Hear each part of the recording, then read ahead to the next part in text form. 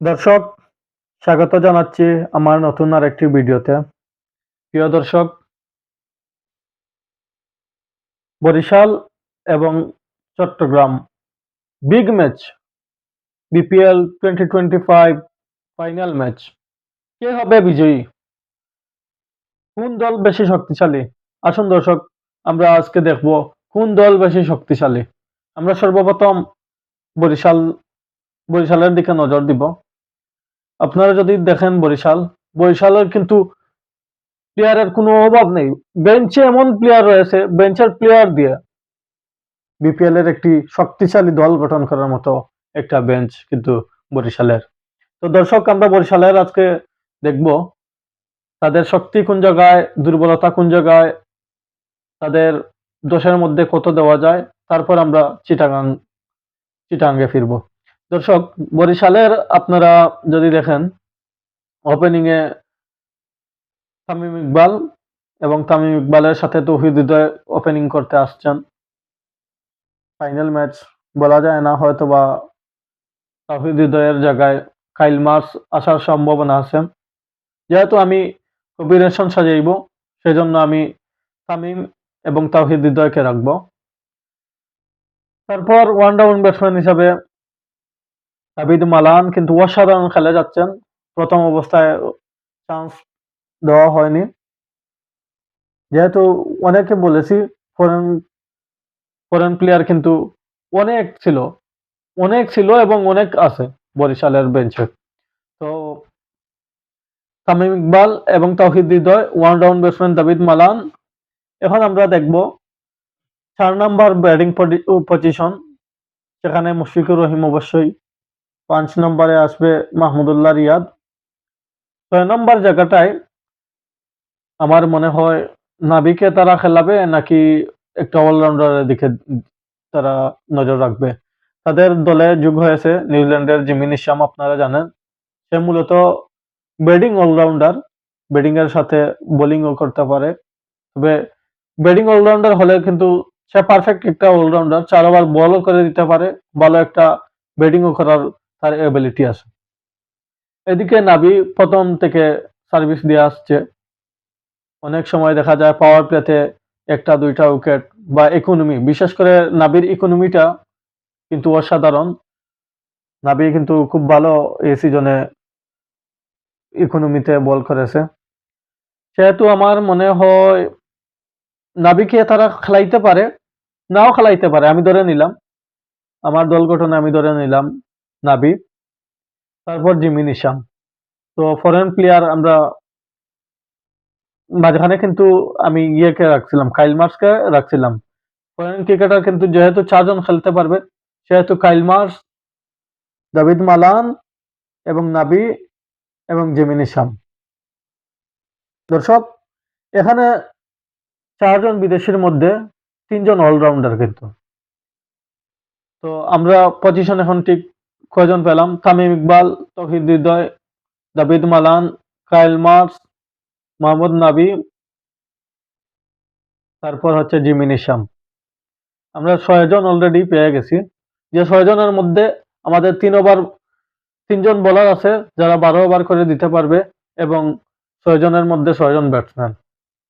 তারপর আমরা নজর রাখবো, তারপর অবশ্যই 7 নম্বর রিশাদ হোসেন, 8 নম্বর এবাদত হোসেন, 9 নম্বর তাদের দলে তানভীর জায়গা পাবে নাকি কোনো ফাস্ট বোলার খেলাবে, সেটা আসলে বলা মুশকিল হয়ে যাচ্ছে। ফাস্ট বোলার হয়তোবা রিপন মন্ডল আছে, রিপন মন্ডল, না হয় বিদেশি প্লেয়ার এখানে ঢুকানোর কোনো অপশন আমি দেখতেছি না।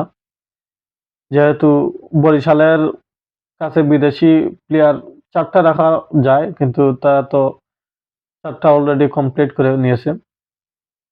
সেহেতু আমার মনে হয় সেখান থেকে একজন বোলার কমিয়ে, যেহেতু বরিশালের মনে করেন অলরাউন্ডার একটু বেশি, সেহেতু আমার মনে হয় নাজমুল হোসেন শান্তকে চান্স দেওয়া যেতে পারে। আমার মনে হয় ফাইনাল ম্যাচ শান্ত, যেহেতু বাংলাদেশ জাতীয় দলের একজন ক্যাপ্টেন, তাকে মিস করবে না ফাইনালে। সেহেতু আমি শান্তকে ধরে নিলাম এবং সাথে একজন স্পিনার আমি তানভীরকে নিয়ে নিলাম।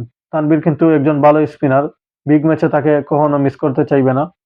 তারপরেও কম্বিনেশন অনুযায়ী তাইজুলও ভালো একজন বোলার, তাইজুলকেও হাত ঘুরিয়ে দেখতে পারে। এই গেল দর্শক বরিশালের একাদশ।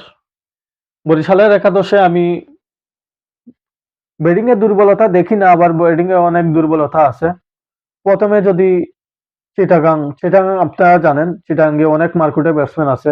তারা প্রথমে যদি ব্যাট করে তারা 200+ স্কোর করে দেয়, তাহলে সেটা কিন্তু চেজ করা অনেক কঠিন হবে বরিশালের জন্য। আপনারা জানেন এই বিপিএল এ বরিশাল কিন্তু এত বড়, প্রথম একটা ম্যাচ আমরা দেখেছি 297 সম্ভবত তারা চেজ করে তারা জিতেছিল, কিন্তু 200+ বা 100 বর্তমান যে পিচ হচ্ছে 180+ তাদের করা হয়তো বা সম্ভব হবে না।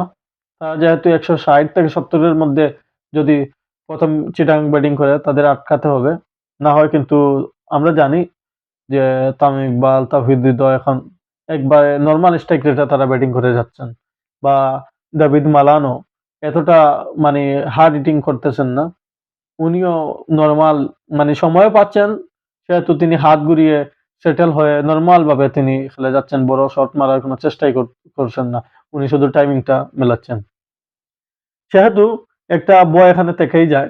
তো আমি বরিশালের একাদশের জন্য আমি 10-এর মধ্যে 8 দিব। দর্শক আপনারা আপনাদের কমেন্টে জানিয়ে দিতে পারেন আপনারা বরিশালকে 10-এর মধ্যে কত দিবেন। আচ্ছা, এখন আসা যাক চিটাগাঙ্গে। চিটাগাং কিংস তাদের দীর্ঘদিন সার্ভিস দিয়েছিল উসমান খান, অসাধারণ ব্যাটিং করেছিল, অসাধারণ হার্ড হিটিং উসমান খানের। উসমান খান এখন নাই, সে অফ ফর্মে ছিল, অফ ফর্মে থাকার পর এখন সে আবার দেশে চলে গেছে। তো দেশে চলে গেলেও উসমান খানের জায়গায় আসা যে বিদেশি প্লেয়ার কিন্তু অসাধারণ খেলা যাচ্ছে। আগের ম্যাচেও ভালো একটি ইনিংস খেলে দিয়েছে এবং ম্যাচ জয়ের ইনিংসটা তার কাছ থেকে অসাধারণ ছিল। তার এই ইনিংসের উপর বল করে চিটাগাং এত দূর এগিয়ে যেতে পেরেছিল। আমরা দেখতে পেরেছি পারভেজ পারভেজও 2 ম্যাচ আগে একটা ভালো ইনিংস খেলেছিল। পারভেজ কিন্তু আমরা দেখতে পারছি সে শুরুটা পাচ্ছে, একটা দুইটা বাউন্ডারি মারতেছে বা মানে শট খেলার চেষ্টা করতেছে, কিন্তু সে এতটা লম্বা করতে পারতেছে না তার ইনিংস। যেহেতু চিটাগাংয়ের কাছে অপশন নাই, তাহলে বেস্ট অপশনই পারভেজকে ধরে নিলাম।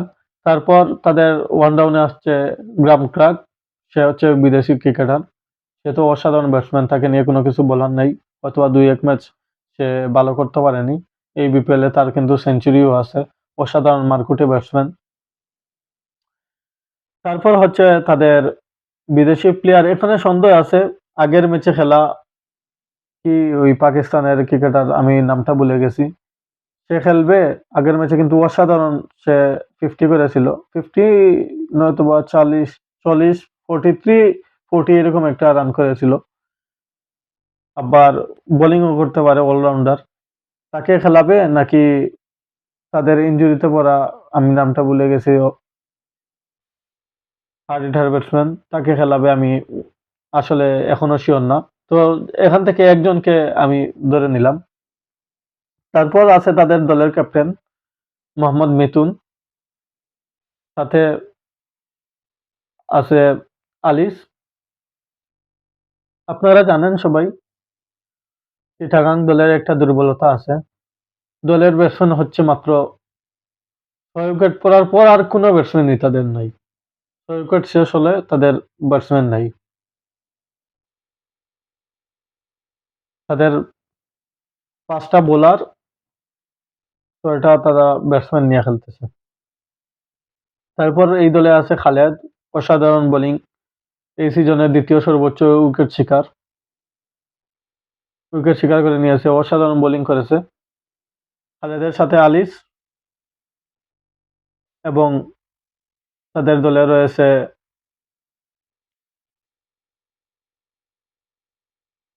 চিরাঙ্গ আর খেখে আছে বলার। তাদের দলে রয়েছে বাংলাদেশ জাতীয় দলের বোলার শরীফুল এবং আরাফাত সানি, অভিজ্ঞ প্লেয়ার, বামহাতি ডানহাতি দুও ব্যাটসম্যানের জন্যই তিনি সুইং করাতে পারেন। তারপর আছে শ্রীলঙ্কার বিনুরা। বিনুরাও এই বিপিএলে অসাধারণ বোলিং করে যাচ্ছে। অসাধারণ তার যে গড়, এভারেজ, ইকোনমি সবকিছু মিলিয়ে অসাধারণ বোলিং করেছে। গত ম্যাচে যেহেতু লাস্ট ওভারে একটু বেশি রান দিয়ে দিয়েছে, তারপরেও সে অসাধারণ বোলিং করে যাচ্ছে। সেহেতু আমি সব দিক বিবেচনা করে আমি আসলে চিটাগংকে 10-এর মধ্যে 5 দিব। 5, কারণ তাদের ব্যাটিংয়ে দুর্বলতাটা কিন্তু রয়ে গেছে। তারা ব্যাটিংয়ে যদি প্রথম পাওয়ার প্লেতে 2-3টি উইকেট মানে তারা শেষ করে ফেলে, আপনারা জানেন এদিকে বরিশালের বোলিং লাইন আপটা কিন্তু অনেক, প্রায় 8 জন থেকে 9 জন বোলার এখানে বল করার সুযোগ পাবে। তারপর সব বোলার মানে জেনুইন বোলার, তাদের 4 ওভার প্রতিজন করার এবিলিটি আছে। সেহেতু দর্শক দেখা যাক আপনি কাকে সাপোর্ট করবেন, কে জিতবে, আপনার মতে কমেন্ট করে জানিয়ে দিতে পারেন। ধন্যবাদ সবাইকে। আসসালামু আলাইকুম।